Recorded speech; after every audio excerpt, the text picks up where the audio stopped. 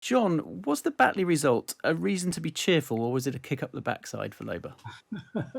It was a reason to breathe a heavy sigh of relief, to be honest. I think you should be straight with people about this. We expected the worst, but actually to win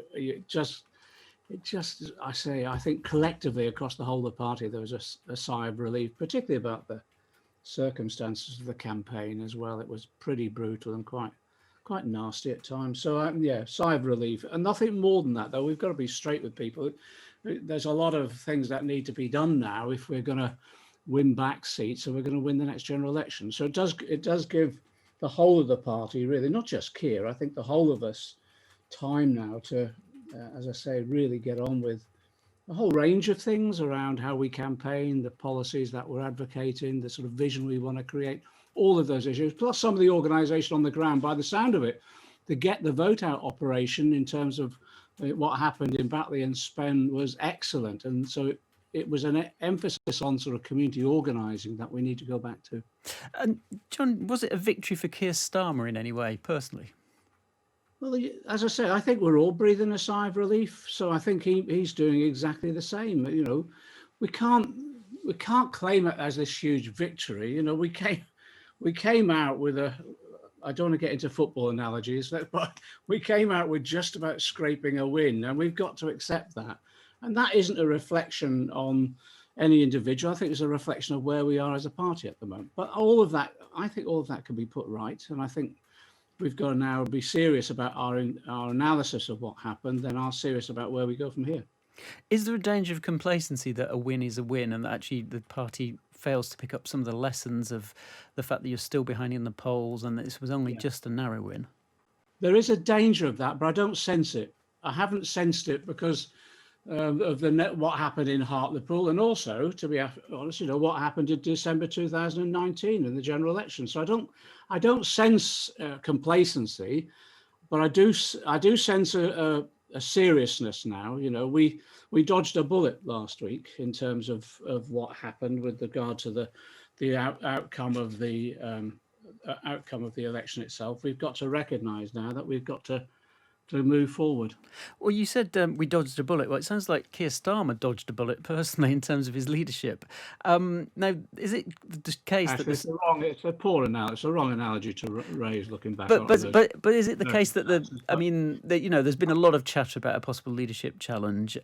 You would have seen that talk around. I mean, the Socialist Campaign Group, which you're part of, apparently met last Thursday and discussed and conceded that actually now wasn't the right time. You wouldn't get enough of the 40 votes needed. Is that really why you've not launched it? You haven't got the numbers yet. Don't believe everything Peter Mandelson says. Now he's suddenly come out of the cave again. We didn't discuss at the campaign group a leadership challenge. We didn't. There were, as well as I do, there were people stirring and seeing whether or not they could mount a challenge, but that wasn't coming from the campaign group. That was coming from elsewhere. So we took a serious view that there's two things we want to concentrate on now from the left, which is the policy review, so that we really do create a climate of opinion and it's not about the defence of the last two manifestos, it's about how we need actually a much more radical programme for the future. And the second thing is making sure now that actually we're engaging with our members, because we've lost quite a large number of members. And what we need to do now is understand why that's happening. They don't feel engaged. There's a bit of disillusionment, obviously, with having lost an election a short while back. And what we need to be doing now is how do we motivate them and mobilise them? So they're the two things that we've been discussing from the campaign group. We didn't discuss the leadership challenge. That was coming from elsewhere, believe it or not. And do you think there will be one at some point if the polls don't change? I mean, there might not be one now, but do you think that over time, unless those polls do shift, that there will be a mood for some kind of change of leadership? You know what the Labour Party was like. When Jeremy got elected, I was dealing with a coup every month. That was the nature of the Labour Party at the time. I'm hoping people have learnt a lesson from that, and that actually they concentrate. And it is what Tony Benn always said. It's about policies, not personalities. And so I think, we've breathed a sigh of relief. We've got a breathing space now in which we can put a number of things right. And then actually, it's one of the things I've been saying in an article I did on Friday. one of the things is about also Keir uniting the party as he promised to do. And what I suggest to you, he should look at bringing more of the younger left onto the front bench and into shadow cabinet. He should certainly restore the whip to Jeremy, for goodness sake, get that over and done with. But also, there's issues around how you treat our members. There's been too much interference in constituencies by regional officers of the party and the bureaucracy. We've got to really ensure that our members are enthusiastic, they're allowed to participate and really get stuck into this policy review in particular. So, I think we've got to recognise we're in a serious situation. We've won this by-election. It gives us a breather sigh of relief. It gives us a breathing space. Start putting the things right that we need. And one of them, I think also, on Friday, I wrote a short piece and it said, look, 5 lessons to learn. One is, look, we've got to take these Tories on and express. I think I said to Keir, look, you need to show some real anger about what's going on, because people out there are pretty furious. I think it helped us in the by-election where people were so angry about what Matt Hancock was up to, but he's just one amongst many examples of, this one. The Tories think they've got one law for them and another law for the rest of us. Take them on and just, for goodness sake, show some anger, because people are pretty angry. The second thing was about, we do need that vision now. So this policy review we're doing now, it needs to be really, I think, setting out the sort of world we want to create, and render some excitement into all of these discussions as well. Then thirdly, I think we've got to recognise, we've got to demonstrate to people how we would deal with this pandemic and as we move forward. And one of the key aspects of that is making sure that, one, the NHS is properly funded, we end the privatisation of it, but also that we recognise that we've got to implement a programme for social care that we promised in our last manifesto. And I was on the marches yesterday with NHS workers. I think people need to realise they're under so much pressure still, and they've had a year of this. They need to recognise the stress that they're under, the pressure that they're under, and the support these workers need. The other issue then, the fourth point I made was, well, actually, we're coming out of one pandemic crisis, but we're going into the big crisis, which is climate change. So I think we should be mobilising the whole of our party within our communities to start looking at how we tackle climate change, the long-term plans we want, but base it on community campaign. Then finally, the point I made is, look here, unite the party. It's what you promised to do when you elected leader. Let's do that now. And you mentioned actually, John, and you always have done, which is it's policies, not personalities. On policy, would you like Keir Starmer to recommit himself to what he said in his leadership campaign, which was he'd uphold your manifesto commitment to increasing taxes on the top 5% of earners? That was unequivocal, it was unambiguous, it was in his leadership pitch to help get him elected by Labour members. Yet it seems as though we're not quite sure whether that still stands. Would you like him to firmly commit to that? I think he's got to demonstrate exactly how you pay for the policies that we're implementing. And I think you need a fair taxation policy. We set that out in the last manifesto. So, I think that forms the basis. But things have moved on as well, What's interesting, look at the G7 talks that were taking place with regard to unitary taxation that we were advocating in that manifesto, and global corporation tax rates. There's a whole range of new policies that we should be embracing as well. We need to be ahead of the game on all of this. But a fair taxation system has to be at the basis of anything any good government does, and that's what's needed. Interesting, there's things, even Sunak has had to look at corporation tax. I actually don't think he's ever going to implement the corporation tax rises he's advocated. But in addition to that, he then introduces corporation tax increases, supposedly in a year or so's time. But then he hands out £27 billion worth of tax reliefs to corporations. So actually, even though he plagiarizes some of our policies, he does it in a way which is undermining their real intent. I've been told there's a new app that people are using in universities to test for plagiarism. I think I'm going to get it, really. And would you like Keir Starmer to be stronger on corporation tax, to say that actually, even if the government doesn't do it, Labour would? Yes, I said that when the debate came up a few months back, and I think the party has pulled back from the position it had. Thank goodness. And because we have to recognise that if we're going to have a progressive taxation system, one, it does mean the rich paying a bit more in income tax. It does mean treating capital gains the same as income tax. It does mean the corporations paying their way. And it's what's interesting, I don't know, you noticed it, Paul. I'm not sure if many others did, but the Tories in the last debates around taxation actually admitted what I've been arguing about for the last 10 years or so, that actually corporation tax doesn't create jobs. It doesn't stimulate the economy. And it was like a road to Damascus conversion by some of the Tories, I thought. Well, Rishi Sunak actually admitted it live on radio, I think, didn't he? Yeah.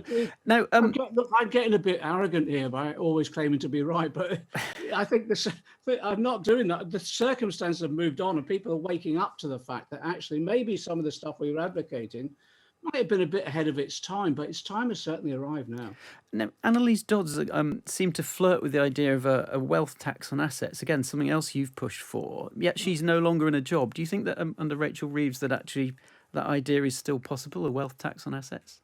Well, we'll have to see. I've convened. I've been doing this well, you may not know. I've been doing this project called Claim the Future, where I brought all these policymakers together and campaigns and think tanks, and produced a whole series of policy papers, and then wrapped that up a couple of months ago in one booklet.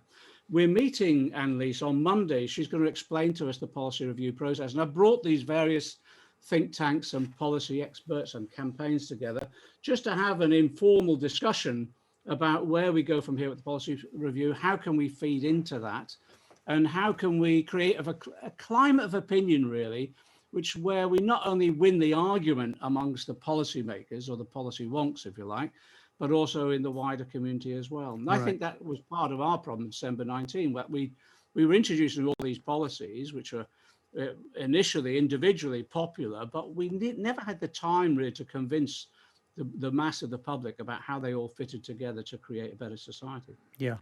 John, it's Tom here. Thanks for coming on the programme. Very interested to hear you say a little earlier that the left wasn't plotting a leadership challenge against Keir Starmer, despite everything you might read in the papers.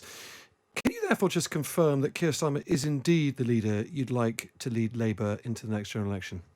Well, I support the democratic process in the Labour Party. He was elected leader. That's it. He's elected leader. And so he should lead Labour into the next election?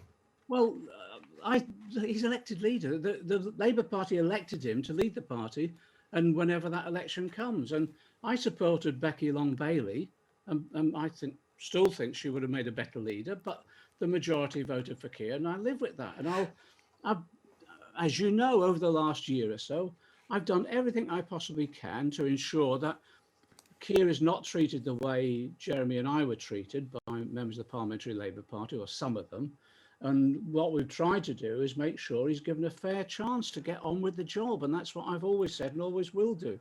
I just think it's beyond individuals. I really do. I think it's about the sort of ideas that you promote and the way in which you communicate them. So that's why I think, as I say, we've got a bit of a breathing space now to learn some of the lessons about maybe over the last 12 months since we've been elected leader, and we haven't cut through. Well, we clearly haven't cut through in terms of overall opinion polls, so we've got to do something about that. John, I just finally want to ask you a bit about this chatter amongst some supporters of Keir Starmer that they're plotting possibly to change the leadership rules back to an electoral college to include MPs as well as unions and members. What kind of reaction would Keir Starmer expect if he tried to get that through a party conference? I always say to people plotting these sort of things, be careful what you wish for. Because one, if you try that sort of thing, people resent it. They just see it as such an obvious maneuver. And also it looks as though you're doing it from a point of weakness. And then what usually happens, and I've been here, what usually happens is you set up a system that eventually comes back and bites you. My view at the moment is the system that we've got is the most democratic because it's the most engaging, based upon one person, one vote. Let's do that. What's wrong with that? That's the democratic system. Do you think there might be a danger, John, that if Labour did go down that electoral college route, that actually, as you say, it might come back to bite him in the sense that some people in the more sort of centrist right bit of the party would get their own candidate to replace him? Well, I think my view on all of these things is to express caution and trust. It's that democratic thing, isn't it? Trust the people. Trust the members. The members have got the decision-making process now. Trust the members. Why not? And if people are trying to manipulate rules and systems or anything like that, I actually think there'll be a huge reaction against the members on that. It will be seen as unnecessary, and it will be seen as a sort of conspiratorial act. And a possible civil war type territory. Well, I just think what will happen is people react against it, and it will undermine positions, not strengthen them. And as I say, be careful what you wish for, because different systems work in different ways, and it doesn't always benefit the plotters in the first place.